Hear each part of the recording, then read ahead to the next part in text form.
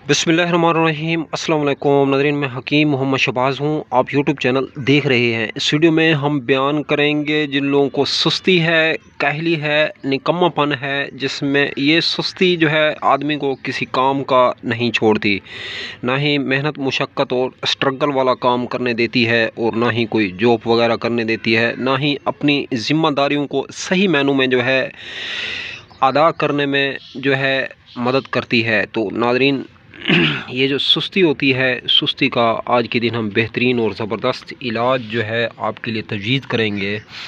तो तिल, काजू, मूंगफली और छोटी इलायची, नारियल और खसखस, खजूरें, चारे मगज़ और अखरोट और ज़ीरा, चने, मूंगफली, सौंफ और तिल। तो नाज़रीन, ये अशिया जो है आप बराबर वज़न में ले लें, 50-50 ग्राम या 25-25 ग्राम। इनको पहले कूटें, हमनदस्ता में कूटने के बाद इनको ग्राइंड कर लें। ग्राइंड करने के बाद 1 से 2 चम्मच दूध में डाल के दूध को उबालें।